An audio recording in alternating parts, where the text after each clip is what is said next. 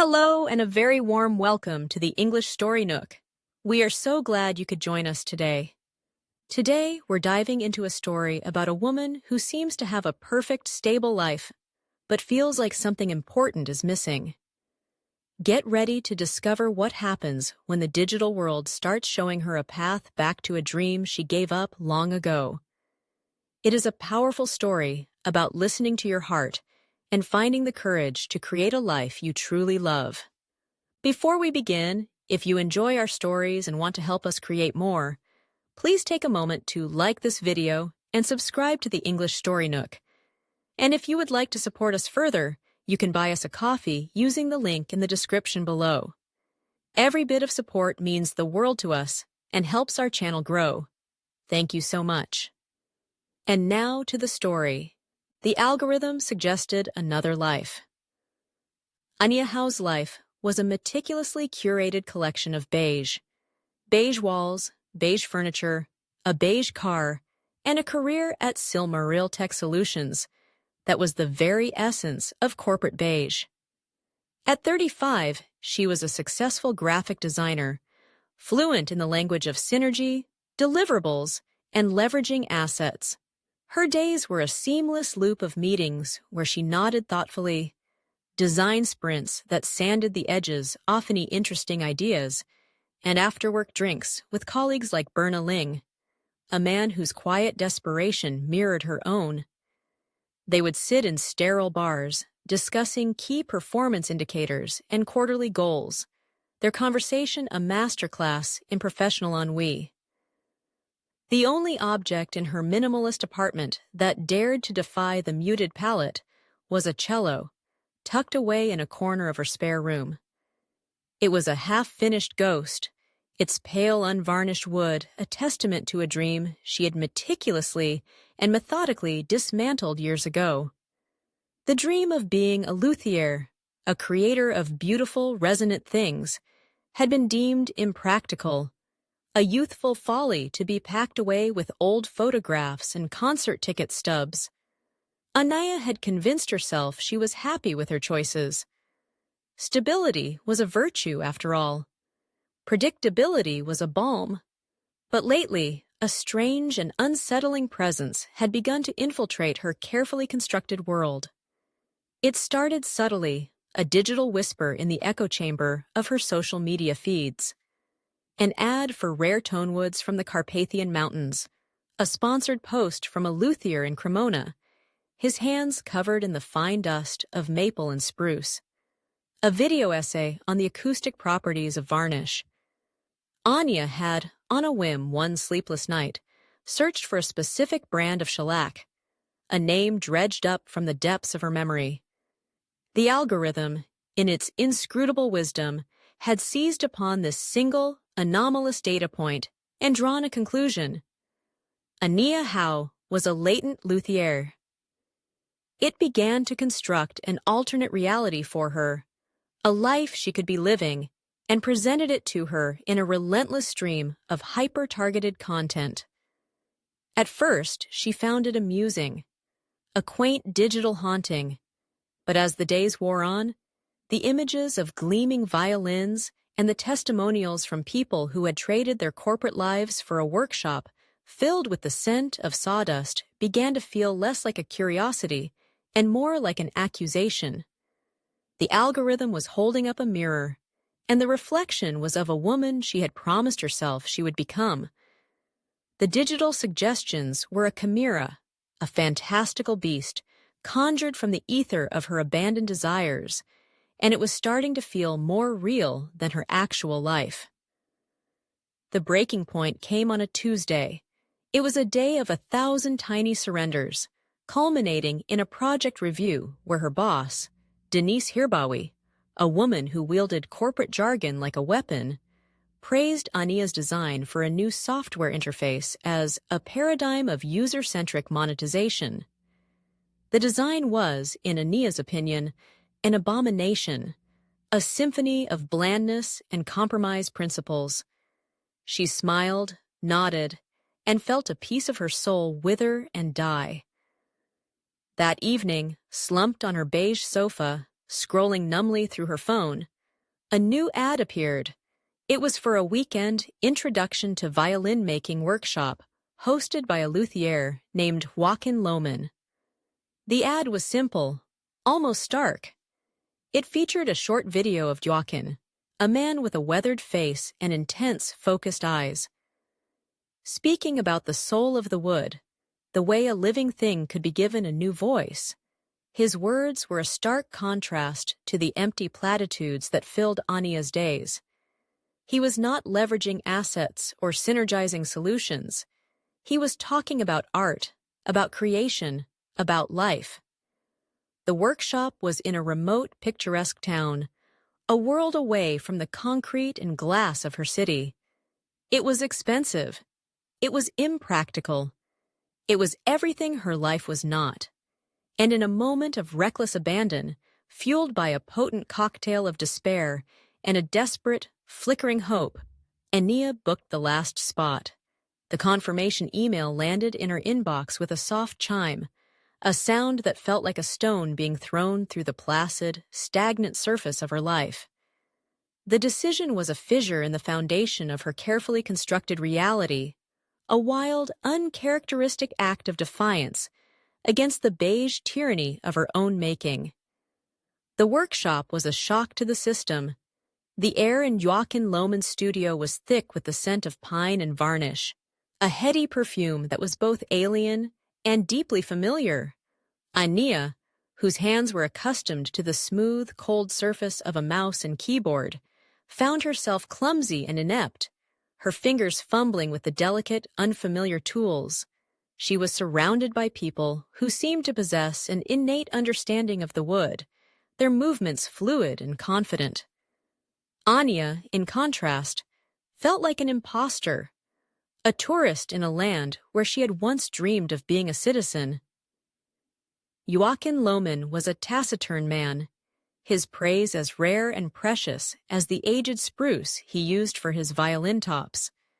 His feedback was blunt, his critiques unsparing. He would point out a flaw in her work with a curt nod, his silence more damning than any verbal reprimand. Anya's inner critic, a voice she had successfully silenced for years with the white noise of corporate success, awoke with a vengeance. It whispered insidious doubts in her ear, telling her she was a fool, a dilettante, a woman playing at a life she had long since forfeited. After the first day, she was ready to flee, to retreat to the familiar comfort of her beige world. The vicissitudes of this new path felt too great, the possibility of failure too acute. But something made her stay. Perhaps it was the memory of Denise Herbaui's empty praise, or the quiet, desperate hope that had propelled her here in the first place. She returned the next day, her resolve fragile but intact. During a one-on-one critique, as Anya braced herself for another round of criticism, Joachim surprised her. He picked up the piece of wood she had been shaping, his calloused fingers tracing the curve of the nascent violin belly. He was silent for a long moment, his brow furrowed in concentration. Then he pointed to a subtle detail, a slight asymmetry in the arching that was almost imperceptible. "This," he said, his voice a low rumble, "is interesting, unconventional, but it has potential." He didn't smile, but there was a flicker of something in his eyes, a spark of professional respect that was more validating than any promotion or bonus she had ever received. He spoke then, not of her flaws, but of the craft itself, of the endless struggle and the fleeting moments of grace. He talked about the vicissitudes of a luthier's life, the constant dance between control and surrender, the humility required to coax a voice from a silent piece of wood. In that moment, Anya understood. The cage wasn't her job or her apartment. It was her fear of imperfection, her obsession with a flawless, predictable outcome. She had been so afraid of making a mistake that she had stopped making anything at all. That conversation was a turning point. Anya threw herself into the work, her earlier timidity replaced by a fierce, focused determination. She was no longer trying to be perfect. She was simply trying to be present, to learn, to create. Returning to Silmareal Tech Solutions on Monday was like stepping into a different dimension. The air in the office felt thin and sterile, the fluorescent lights harsh and unforgiving. Denise Herbawi's corporate jargon, once the familiar soundtrack of Ania's life, now sounded like a foreign language, a collection of empty signifiers devoid of any real meaning. When Denise praised Ania's proactive ideation in a team meeting, Ania had to physically restrain herself from laughing out loud. The contrast between the vibrant, tactile world of the workshop and the sterile, digital landscape of her job was a chasm that grew wider with each passing day. Ania began to engage in small acts of rebellion. She started taking her lunch breaks in a nearby park, sketching designs for a new cello in a small notebook. She bought a set of carving knives and began to work on the half-finished instrument in her spare room. The scent of wood shavings, a fragrant act of defiance against the beige conformity of her apartment. Berna Ling, her partner in corporate ennui, noticed the change in her. He saw the flecks of sawdust on her clothes, the new light in her eyes. One afternoon, over coffee, he confessed his own buried dream. He wanted to be a baker, to work with his hands, to create something that would bring people simple, uncomplicated joy. "It's funny, isn't it?" he said, a sad smile playing on his lips. "We spend our lives building these careers, these stable, sensible lives, and then we realize we've built ourselves a cage."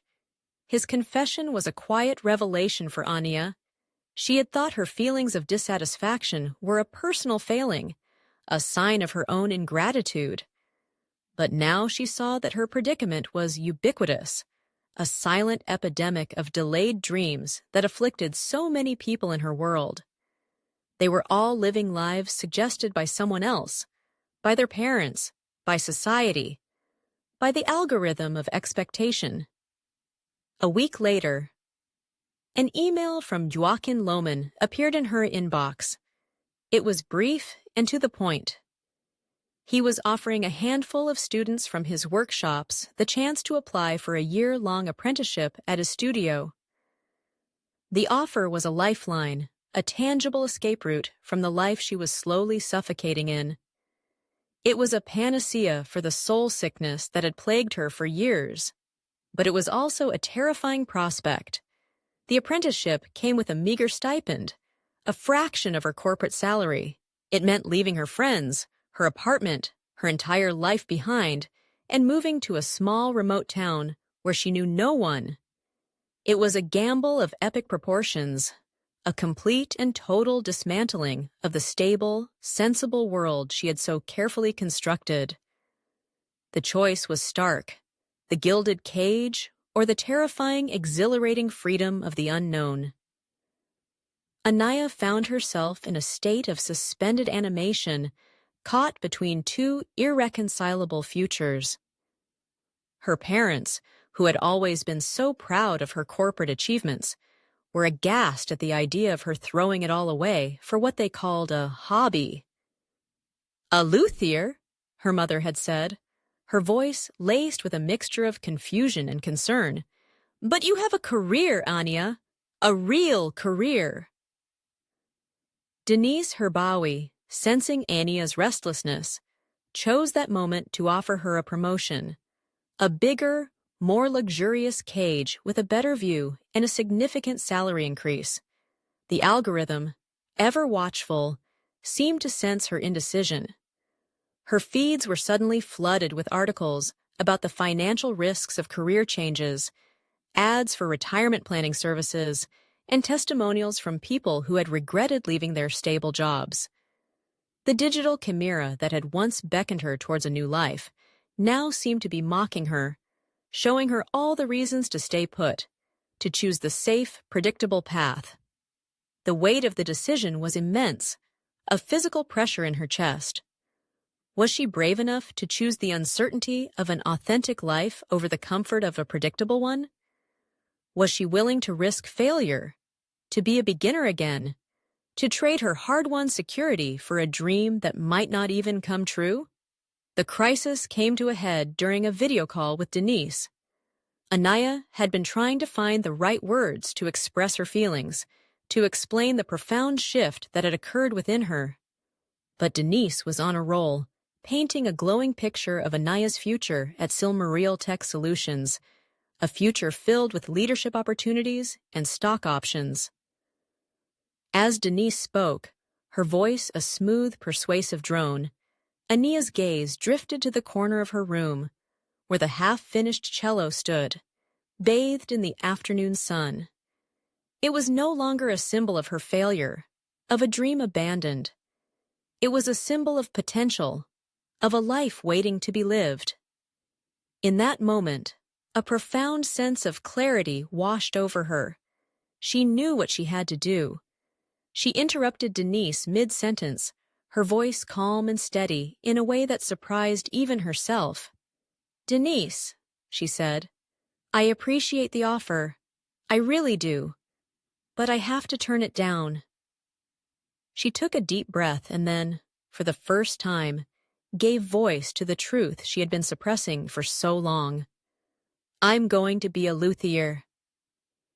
There was a moment of stunned silence on the other end of the line, and then Anaya did something she hadn't done in a very long time. She smiled. A real, genuine smile that reached her eyes and filled her with a sense of liberation so profound it was almost dizzying. 6 months later, Anaya was a different person. She lived in a small, cluttered apartment above Joaquin Lohman's workshop.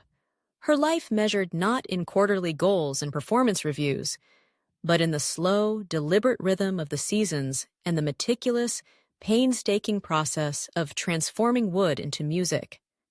Her hands, once soft and manicured, were now calloused and strong, her clothes perpetually dusted with a fine layer of sawdust. The work was demanding, both physically and mentally. Joaquin was a taciturn and exacting teacher, his standards impossibly high. But under his gruff exterior, there was a deep well of knowledge and a quiet, unwavering passion for his craft that inspired Anaya to push herself harder, to strive for a level of excellence she had never thought possible. She received occasional emails from Berna Ling, who had enrolled in an evening baking class and was now filling his Instagram feed with pictures of perfectly laminated croissants and rustic sourdough loaves.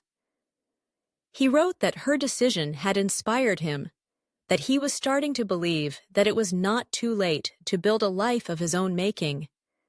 The algorithm, in its relentless pursuit of her true self, had recalibrated. Her feeds were no longer filled with ads for project management software and corporate team-building retreats.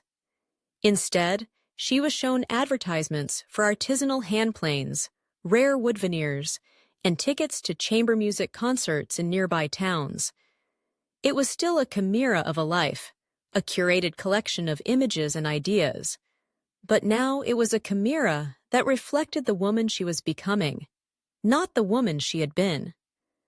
The problem of unfulfilled dreams was ubiquitous, a quiet sorrow that haunted the lives of so many people she knew. But she had found her own solution, a panacea for a life that had been lived on someone else's terms. One crisp autumn afternoon, Anaya put the finishing touches on her first violin. She had spent months on it, pouring all of her skill, her passion, and her hope into the delicate, resonant box of wood. As she applied the final coat of varnish, the late afternoon sun streamed through the workshop window, setting the violin aglow with a warm, golden light. Joaquin, who had been watching her from across the room, walked over and took the instrument from her hands. He examined it from every angle, his expression unreadable. Then he picked up a bow, settled the violin under his chin, and began to play. The notes that filled the dusty, sun-drenched workshop were clear and bright, full of a vibrant, soaring life. He played for only a minute, but in that minute, Anya heard the culmination of her journey, the sound of a dream reclaimed, of a life remade. When he was finished, he handed the violin back to her. A rare, small smile touched the corners of his lips. "Not bad," he said. "Not bad at all." And for Anya, that was more than enough. It was everything. And that's the end of our story for today. We hope you enjoyed Anya's journey of rediscovery. The story asks a wonderful question. Is it ever too late to follow a dream? We would love to hear your thoughts in the comments section. If you found this story helpful for your English learning, please let us know by liking the video. Remember to check the description box below for some extra practice materials to continue your learning. Thank you for joining us at the English Story Nook. Keep practicing, stay curious, and we look forward to seeing you in our next story. Happy learning and goodbye for now.